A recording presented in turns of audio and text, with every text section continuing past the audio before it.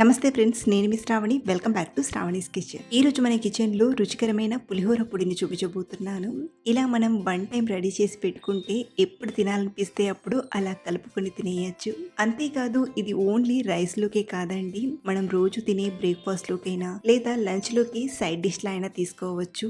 ఎలా అయితే మనం కరివేపాకు పొడిని, కంది పొడిని స్టోర్ చేసుకుని తింటుంటామో సేమ్ అదే విధంగా ఈ పులిహోర పొడిని కూడా రెడీ చేసి పెట్టుకుంటే లంచ్లోకైనా టిఫిన్లోకైనా తీసుకోవచ్చు.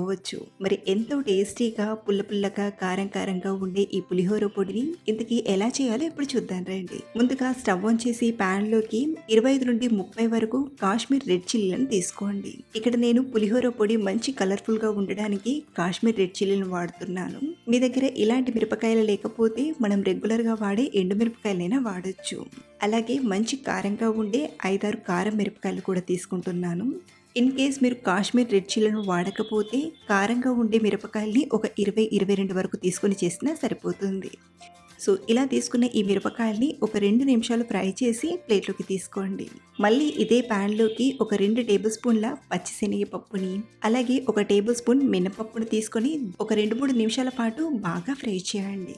ఇవి ఆల్మోస్ట్ ఇలా బాగా ఫ్రై చేశాక ఇందులోకి ఒక టేబుల్ స్పూన్ ధనియాలను, ఒక టీ స్పూన్ మిరియాలను, అలాగే ఒక టీ స్పూన్ జీలకర్రను, మరొక టీ స్పూన్ ఆవాలను తీసుకొని మరొక 2 నిమిషాలు ఫ్రై చేయండి. ఇక్కడ నేనైతే 1 బై 1 అన్నీ కలిపి ఫ్రై చేస్తున్నాను కదా, మీరు కావాలంటే సపరేట్గా అయినా ఫ్రై చేయొచ్చు.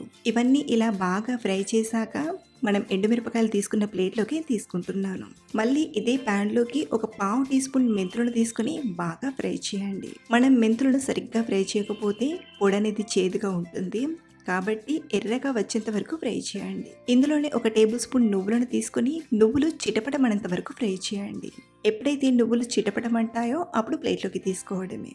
ఇప్పుడు ఇదే ప్యాన్లోకి 1 లేదా 2 టీ స్పూన్ల వరకు నూనెను తీసుకోండి. నూనె మరీ ఎక్కువగా తీసుకోవద్దు. ఇలా కొంచెం నూనెను తీసుకొని ఇందులోకి బాగా కడిగి తడంతా ఆరిపోయిన ఒక పిడికెడంత కరివేపాకును తీసుకొని మధ్య మధ్యలో కలుపుతూ ఈ కరివేపాకు క్రిస్పీగా ఎంతవరకు ఫ్రై చేయండి. మనం ఈ పొడిని చేసుకొని నిల్వ చేసుకుంటాం కాబట్టి కరివేపాకు క్రిస్పీగా వచ్చేంత వరకు ఫ్రై చేస్తేనే మనకు పొడి అనేది ఎక్కువ కాలం నిల్వ ఉంటుంది.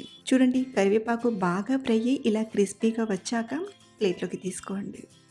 ఇప్పుడు స్టవ్ ఆఫ్ చేసేసి ఈ ప్యాన్ వేడిగా ఉన్నప్పుడే ఇందులోకి ఒక 50 గ్రాముల చింతపండును తీసుకోండి. ముందుగానే చింతపండులో ఉండే గింజలు, నారలు, పొట్టు లాంటిది క్లీన్ చేసేసుకొని చింతపండును తీసుకోండి. ఇలా వేడి ప్యాన్లోకి తీసుకొని ఇలాగే వదిలేసామంటే ఈ ప్యాన్ చల్లారేసరికి చింతపండు చక్కగా ఫ్రై అవుతుంది. చింతపండు కూడా బాగా ఫ్రై అయ్యాక ఇదే ప్లేట్లోకి తీసుకొని ఇవన్నీ కంప్లీట్గా చల్లారిపోయాక గ్రైండ్ చేసుకుందాం. వీటన్నిటిని మిక్సీ గిన్నెలోకి తీసుకొని ఇందులోకి ఒక పావు టీ స్పూన్ పసుపుని తీసుకోండి. ఇందులోనే ఒక టీ స్పూన్ బెల్లం, అలాగే రుచికి సరిపడా ఇక్కడ నేను కల్లుప్పు వాడుతున్నాను. మీ దగ్గర లేకపోతే నార్మల్ సాల్ట్నైనా తీసుకోవచ్చు. సో ఇలా తీసుకున్న వీటిని మెత్తగా గ్రైండ్ చేయండి. ఇలా మెత్తగా గ్రైండ్ చేసి ఒక ప్లేట్లోకి కానీ లేదా గిన్నెలోకి కానీ తీసుకోండి. మనం ఈ పొడిని కేవలం బ్రేక్ఫాస్ట్లోకి ప్రిపేర్ చేస్తున్నట్లయితే ఇలా తయారు చేసిన ఈ పొడిని పూర్తిగా చల్లారాక డబ్బాలోకి తీసుకుని స్టోర్ చేసుకున్నామంటే 6 నెలల వరకు నిల్వ ఉంటుంది. ఈ పొడిని మనం అలా దోశ పైన చల్లుకొని తిన్నా లేదా ఇడ్లీని నంచుకొని తిన్నా సూపర్ ఉంటుందండి. ఇక్కడ నేను పులిహోర ప్రాసెస్తో చూపిస్తున్నాను కాబట్టి నెక్స్ట్ స్టెప్ని కూడా చూపిస్తాను రండి. ఇప్పుడు ఇదే ప్యాన్లోకి ఒక 2 టేబుల్ స్పూన్ల నూనె తీసుకొని బాగా వేడి చేయండి. నూనె వేడయ్యాక ఒక 1/3 కప్ వరకు పల్లీని తీసుకొని బాగా ఫ్రై చేసుకుందాం. వేరుశెనగ గుళ్ళు ఇలా దూరగా ఫ్రై అయ్యాక ఇందులోకి ఒక టీ స్పూన్ పచ్చిశనగపప్పుని, మరో టీ స్పూన్ మినపప్పుని, అర టీ స్పూన్ ఆవాలను తీసుకొని బాగా ఫ్రై చేయండి. ఇవి ఇలా ఆల్మోస్ట్ ఫ్రై అయ్యాక ఇందులోని ఒక 3-4 ఎండుమిరపకాయలని, కొంచెం కరివేపాకును, ఇంగువను తీసుకొని ఫ్రై చేయండి. అలాగే ఇందులోనే నేను ఒక టేబుల్ స్పూన్ కొబ్బరి తురుమును తీసుకుంటున్నాను. ఇందులో కొబ్బరి తురుము అనేది ఆప్షనల్ అండి. మీకు కొబ్బరి ఫ్లేవర్ నచ్చకపోతే స్కిప్ చేసేయచ్చు. సో ఇలా తీసుకున్న వీటిని కూడా బాగా ఫ్రై చేయండి. అలాగే మనం ఇందులోకి తీసుకున్న కరివేపాకు అనేది క్రిస్పీగా ఫ్రై అవ్వాలి. సో ఇలా ఇవన్నీ బాగా ఫ్రై అయ్యాక స్టవ్ ఆఫ్ చేసేసి మనం గ్రైండ్ చేసి పెట్టిన పొడిని తీసుకొని బాగా కలపండి.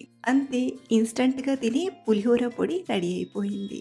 సో ఇలా చేసిన పొడి పూర్తిగా చల్లారిపోయాక మనం ఏదైనా డబ్బాలోకి తీసుకుని స్టోర్ చేసుకున్నామంటే నెల రోజులు వాడుకోవచ్చు. అదే మనం ఏదైనా గ్లాస్ బాటిల్‌లోకి తీసుకొని ఫ్రిడ్జ్‌లో స్టోర్ చేసుకున్నామంటే 2 నెలలైనా పాడవ్వదు. మరి ఇంతకీ ఇలా చేసిన పొడిని ఎలా తీసుకోవాలో ఇప్పుడు చెప్తాను.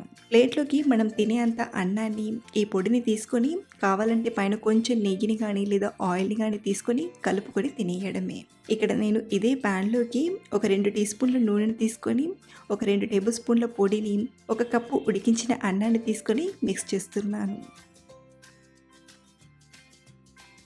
ఇలా ఒకసారి అంతా కలిసేలా కలిపామంటే చూడండి ఇన్‌స్టంట్‌గా పులిహోర తయారైపోయింది. ఇలా కలుపుకొని తినేటప్పుడు మీకు ఉప్పు గానీ, లేదా పులుపు గానీ తగ్గినట్టు అనిపిస్తే కొంచెం నిమ్మరసాన్ని చిటికెడంత ఉప్పుని తీసుకొని కలిపినా సరిపోతుంది. ఇలా మనం చాలా సింపుల్‌గా ఆల్ ఇన్ వన్‌గా ఈ పొడిని ప్రిపేర్ చేసి పెట్టుకున్నామంటే అటు లంచ్‌లోకైనా లేదా సైడ్ డిష్‌గా అయినా, టిఫిన్‌లోకైనా బాగా యూజ్‌ఫుల్ అవుతుంది. వర్కింగ్ వుమెన్స్‌తో పాటు ప్రతి ఇంటి ఇల్లాలకి ఉపయోగపడుతుంది. ఈ రెసిపీ మీకు నచ్చితే ఈ వీడియోని లైక్ చేసి మీ ఫ్రెండ్స్ అండ్ ఫ్యామిలీకి షేర్ చేయండి. Thanks for watching.